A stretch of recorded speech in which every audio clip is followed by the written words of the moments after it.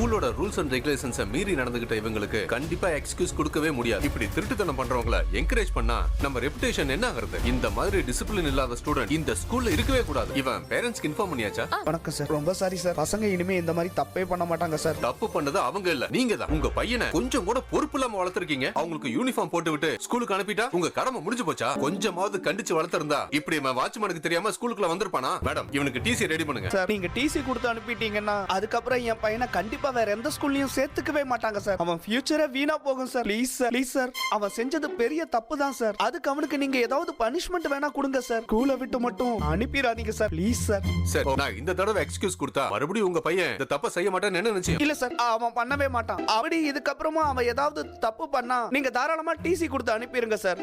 இந்த ஒரு தடவை மட்டும் மன்னிச்சு விட்டுருங்க சார். சார், இந்த ஒரு தடவை மட்டும் இவனை மன்னிச்சு விடுறேன். Thanks sir. ஆனா 2 நாள் சஸ்பெண்ட் பண்ணுவேன். சஸ்பெண்டா? தருண் கையாலேயே நான் செஞ்சது தப்பு, இனிமே இப்படி நடக்காதுன்னு அப்பாலஜி லெட்டர் எழுதி வாங்கிக்கங்க. தருண், இதுதான் உனக்கு லாஸ்ட் வார்னிங். சரிங்க சார். இது ரிப்பீட் ஆனா no more excuse. Mind that. Okay? Okay sir. Letter எழுதி கொடுத்துட்டு கிளம்பு. என்னடி இன்னும் அப்பாவை காணோம்? அம்மா, ஒருவேளை தருணுக்கு டிசி கொடுத்து அனுப்பிருப்பாங்களோ? எங்க கரஸ்பாண்டன்ட் ரொம்ப ஸ்ட்ரிக்ட். எங்க கிளாஸ்ல ஒரு பொண்ணு அவ தாத்தா இறந்துட்டாருன்னு போய் சொல்லி லீவ் போட்டு போய் ஜாலியா ஒரு மால்ல சுத்திட்டு இருந்திருக்கா. அவ போய் சொன்னது எங்க கரஸ்பாண்டன்ட்டுக்கு தெரிஞ்சு அவளுக்கு டிசி கொடுத்து அனுப்பிட்டாங்கம்மா. நாங்கெல்லாம் அவரை டைகர்னு தான் சொல்லுவோம். தருணுக்கு டிசி கொடுத்துட்டா வேற ஸ்கூல்ல எல்லாம் சேர்த்துக்க மாட்டாங்க. இனிமே தருணும் அப்பா கூட டைலர் கடைக்கு போய் சட்டைக்கு காஜ தைக்க வேண்டியதான். அவ செஞ்ச தப்புக்கு எனக்கும் டிசி கொடுத்தா நானும் பிளவுஸ்க்கு கொக்கி தச்சிட்டு இருக்க வேண்டியதான். நாங்க டாக்டர் இன்ஜினியர் ஆகணும்ன்ற உங்க ட்ரீம் எல்லாமே அவ்வளவுதான். அப்பா வந்துட்டாரு. என்னாச்சுங்க? கொடுத்து அனுப்பிச்சிட்டாங்களா? என்ன கொடுத்து அனுப்பணும்? அதான் டிசி. யாராவ? இல்ல சரலா, டிசி கொடுக்கற மாதிரி தான் சொன்னாங்க. ஆனா நான் ரொம்ப ரிக்வெஸ்ட் பண்ணி கேட்டதனால எக்ஸ்கியூஸ் கொடுத்திருக்காங்க. ஆனா 2 நாளைக்கு சஸ்பெண்ட் பண்ணிருக்காங்க. இப்போ உனக்கு திருப்தியா? உன்னை தருணோட ஸ்கூலுக்குள்ள போக கூடாதுன்னு சொன்னல, எதுக்காக அவனை கூட்டிட்டு போன? சுடர் கேக்கலமா, நான் தான் ஸ்கூலுக்கு கூட்டிட்டு போனேன். ஸ்கூலுக்கு போகணும், ஸ்கூலை பார்க்கணும், படிக்கணும்னு உன்னை தூண்டி விட்டு தானே, அடம் பிடிச்சு தானே ஸ்கூலுக்கு கூட்டிட்டு போனா. அப்படியே நீ கூப்பிட்டு இருந்தாலும் அவ வரலன்னு தானே சொல்லிருக்கணும். நீயும் லேசுப்பட்டவன் இல்ல தருண். இதெல்லாம் உன் அப்பா குடுக்குற செல்லம். யார் எப்படி போனா என்ன, நாம நினைச்சத சாதிக்கணும். நீ அப்படியே உன் அம்மா மாதிரி. உன் அம்மாவால பாதி நிம்மதி போச்சு, மீதியும் கெடுக்க நீ கிளம்பி வந்துட்ட. இன்னும் என்னென்ன பிரச்சனை எல்லாம் வரப்போகுதோ தெரியல. சுடர் ஜெயில இருந்து தானே வந்தா, தப்பு செஞ்சதானே ஜெயில போடுவாங்க. நம்ம தருணையும் தப்பு செய்ய வச்சு ஜெயிலுக்கு கூட்டிட்டு போலான்னு பாக்குறா போலமா. தியா, என்ன பேசிக்கிட்டு இருக்க நீ? இப்படி பேசக்கூடாது, உள்ள போ. எதுக்கு இப்ப தியா கிட்ட எகிர்றீங்க? இந்நேரம் டிசி கொடுத்து அனுப்பியிருந்தா என்ன பண்ணிருப்பீங்க? உங்க தங்கச்சி பொண்ணு படிக்கலனா பசங்களே ஸ்கூலுக்கு அனுப்ப வேண்டாம்னு முடிவு பண்ணிட்டீங்க. போதும், நிறுத்து சரலா. வாசல்லையே நிக்க வச்சு வாய்க்கு வந்த மாதிரி பேசிட்டு இருக்காத. நம்ம தருண் மேலயும் தப்பு இருக்கு. 2 பேரையும் கண்டிச்சு தான் நான் இங்க கூட்டிட்டு வந்திருக்கேன். டேய், நீ வாடா. இவரை எல்லாம் திருத்தவே முடியாது. எல்லாம் என் தலை எடுத்து வா. மாமா, அம்மு நான் தப்பு செஞ்சா தோப்புக்கரணம் போட சொல்வாங்க. அப்புறம் கொஞ்ச நேரத்துல சிரிப்பாங்க. அப்புறம் என்னை கட்டி பிடிச்சு கொஞ்சுவாங்க. நான் தோப்புக்கரணம் போடட்டுமா? கோவம் போயிடுச்சுல.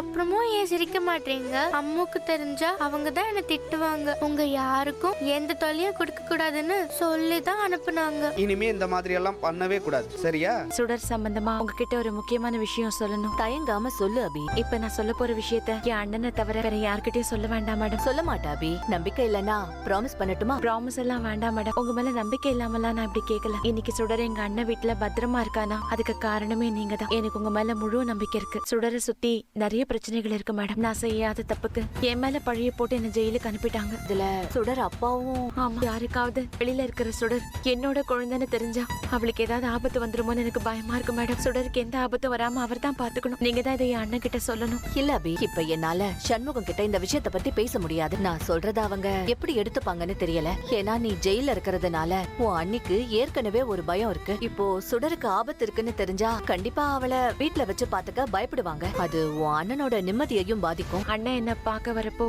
நானே இதை அவர்கிட்ட பொறுமையா எடுத்து சொல்லிக்க. வெளியில இருக்கிறவங்க யாருக்கும் சுடரை பத்தி தெரியாதுல்ல அபி. அப்புறம் ஏன் நீ பயப்படுற? தெரியும் மேடம். வார்டன் காஞ்சனா. உன் பயத்துக்கான காரணம் எனக்கு இப்ப புரிஞ்சிடுச்சு. நான் வேணா மாதவி மேடம் கிட்ட பேசட்டுமா? இல்ல மேடம், வேண்டாம். அவங்களும் காஞ்சனா விஷயத்துல என் மேல கொஞ்சம் கோவமா தான் இருக்காங்க. சரி அபி, நான் சுடரை போய் பார்க்கணும். அந்த ஏரியாவுல எங்க ஆர்கனைசேஷன் சம்பந்தப்பட்டவங்க கிட்ட அவளை அடிக்கடி போய் பாத்துக்க சொல்றேன். நீ பயப்படாம. Thanks madam. ராதிகா மேடம், இங்க இருக்கிற கைதிங்கலாம் உங்களை பத்தி பெருமையா சொல்லிருக்காங்க. உங்களை நான் இப்பதான் நேர்ல பாக்குறேன் மேடம். ஆமா, அபியே என்ன விஷயமா பார்க்க வந்தீங்கன்னு தெரிஞ்சுக்கலாமா? அத நான் ஏன் உங்ககிட்ட சொல்லணும்? அது ஒண்ணுல மேடம், அபிக்கு ஒரு பொண்ணு பிறந்து ஜெயிலே வளர்ந்திருந்தாலும் அந்த பொண்ணு எங்க இருக்கான்னு உங்களுக்கு மட்டும் தான் தெரியும்னு சொன்னாங்க. சோ நான் வேற பொண்ணு பார்த்ததே இல்லையா, இங்கே பிறந்து வளர்ந்த பொண்ண பாக்கலான்னு தோணுச்சு.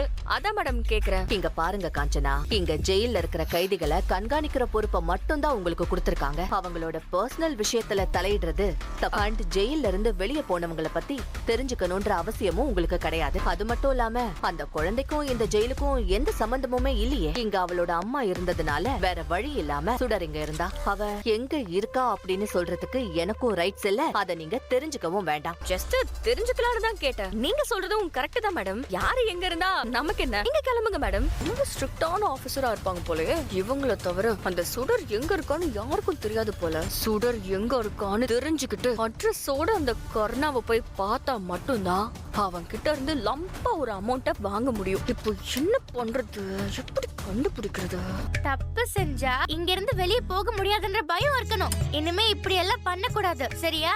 சரி. நீ இங்க ஒழுங்கா இருந்தா 6 மாசத்துல வெளியே போலாம். சரிங்க மேடம், நீங்க சொல்ற பிச்சை நான் கேக்குறேன் மேடம். என்ன பண்ற? அவனை இதுக்கு குச்சி வச்சு மிரட்டிட்டு இருக்க? அம்மா, அப்பாவோட டவல்மா குட்ரி. அம்மா, நாங்க 2 பேரும் வார்டன் கைதி விளையாட்டு விளையாண்டோம்மா. நான் தான் கைதி, சுடர் வார்டன்.